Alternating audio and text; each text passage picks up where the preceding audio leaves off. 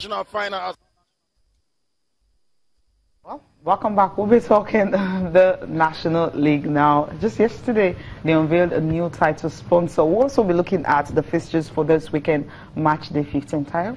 It's getting tougher and tougher. Yes, I don't know, should we do the fixtures first of all, because there's a very interesting match tomorrow that I'm really looking forward to watching, and that's between First Bank and Warri Wolves. Okay, yeah, we'll just do the fixtures then.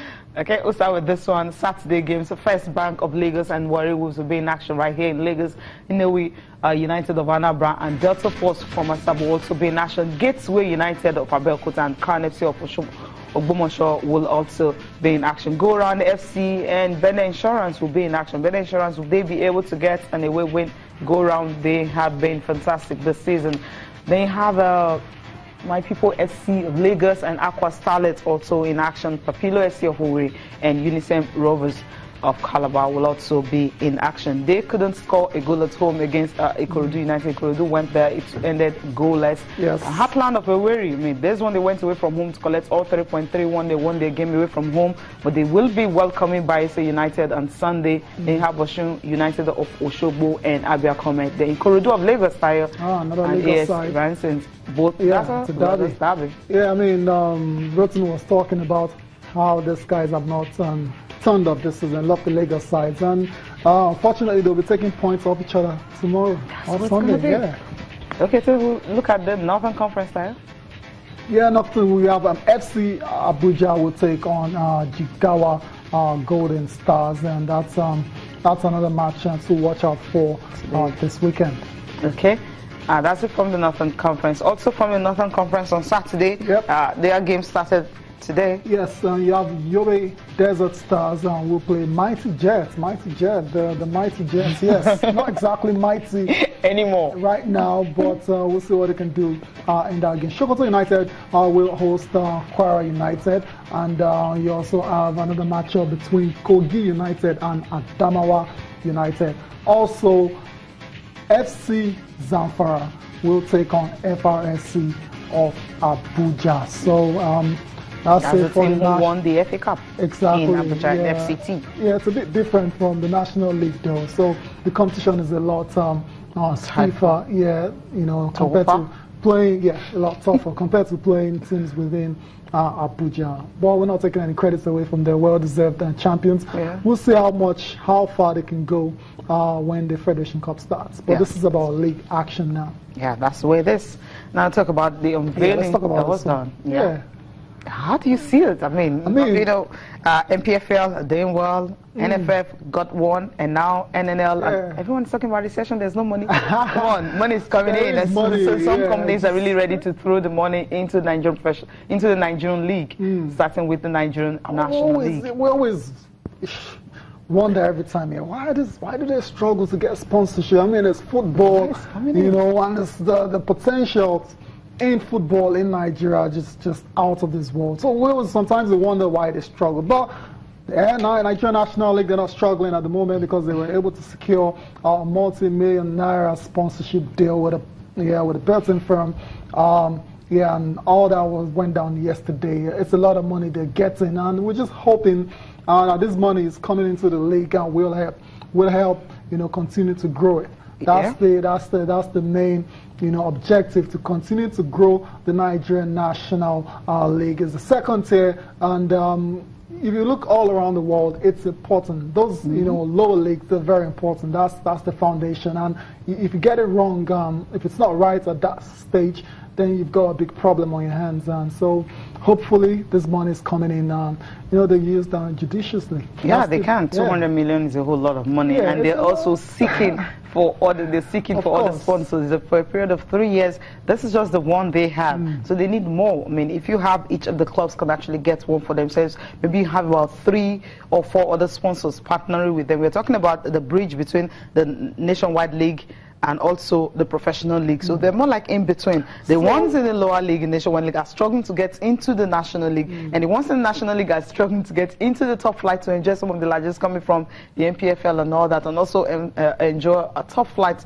status of football. So it's a whole lot. So more like the NNL is the bridge between the bottom and the top. That's why they have to get it right. And yeah, I don't know, is this tied to sponsorship? Yeah. Yeah, tied to sponsorship. Yeah, tied to sponsorship. Okay, let's go take our reactions from top officials of the Nigerian National League.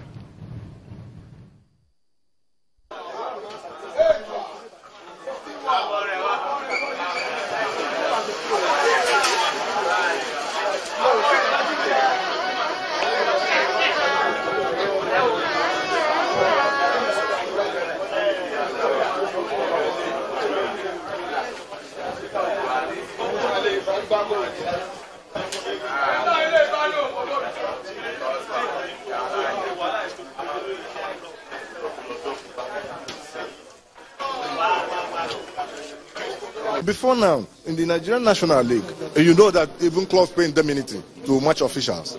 Today, it has been yanked off the neck of the clubs. It is no longer a load to them. It is now our load. This is now our cross. And before now, in the Nigerian National League, you know that even clubs pay indemnity to match officials. Today, it has been yanked off the neck of the clubs. It is no longer a load to them. It is now our load. This is now our cross. And to prosecute a week's match, it takes about 5.5 million naira. And if you calculate it per 30 games in a week, vis-a-vis the number of games entirely, for 30 weeks of the game, it runs into about 162-67 million naira. And that directly goes to the clubs in the first instance. That is why we have other partners that will actually help us in making sure that the process is driven in such a way that there will be no stoppage along the line. Today, we have NTA taking our matches live. We have them doing previews and reviews. And we have channels and Silverberg doing their midweek analysis and putting our league in the stead that was not there before. So yeah, I think we've achieved the aim of getting TV to support the sport. We can do better, and we're working towards that. The decisions you've seen so far have been swift. They have been solid enough to act as deterrents for other unruly players or club sides. And the consistency can only but elevate the status of this league. And that consistency can only but help for more sponsors to come on board. Discipline is a watchword. You cannot play in this league and misbehave. We'll take you out. We'll take you out. You'll be bad. Your stadium will be closed down. People will be prosecuted. And if you want to call us the madmen of the league, call us the madmen of the league, but we must get it right. Nigerian National League CEO there, that's Bukola Olopade, speaking on how to continue to improve that particular league. And Cecilia, there's not more we can say now other than that the players, obviously welfare is very important. It's very important. So I don't know what they're doing. We see these issues at the very top. So I imagine what the situation is like, in the second tier and the third tier, and and down on. Once the players are really not complaining, there's not much you can do. But I think from what Austin Opoku was saying one time about the fact that it's going to take them to FIFA, to CAS, and everything and all that to ensure that whatever they're owing them are being paid and everything. But if the players are not coming up to complain, the only one who know about that was really was Sunshine Stars and all that. What happened to them? LMC had to okay, we'll bail you out, we'll give you some money, you go back to playing games, and at the end of the season we'll deduct that money from what you have. But for NNL, I mean, they've got a title sponsors now. They know that these clubs know at the end of the season they will just get some money. And most of them, if you check, most of them right now are privately owned. Not all of them are owned by government. That's alone, it's something you also need to look out for. The money that they pay them may not be much, but I don't think the situation at the NNL is as bad as what we have in MPFL. I think it's a bit.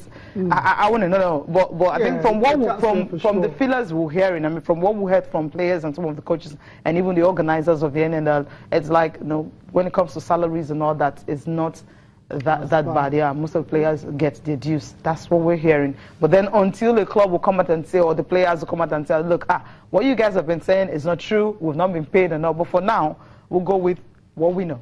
Okay. Right? That's the way it is. But then this weekend is going to be a bumper pack. I just can't wait for the Lagos Derby. Lagos Derby, right? That's you're not looking forward to Warrior Bulls and. That's what I'm saying. The Lagos Derby. Yeah, I'm not looking. derby, I'm not looking at that one. I'm looking at the Lagos Derby. Yeah, why all of a sudden, why have you switched? Because they decided. Why have you switched from the what looks like the big game, First Bank and Warrior Wolves, and all of a sudden you want to see? Because two teams from Lagos are competing, so the fans are going to be divided. Okay. So that's a lot more exciting. Yeah, the fans. Okay. Now we'll talk about the German Bundesliga. Now we know Philipp Lahm this weekend will be the last time he's retiring from football. So I think all the fans will definitely miss him. Some highlights from last weekend. Yeah, let's go watch, and some incredible games as well. A lot of goals. Lots of goals. Enjoy.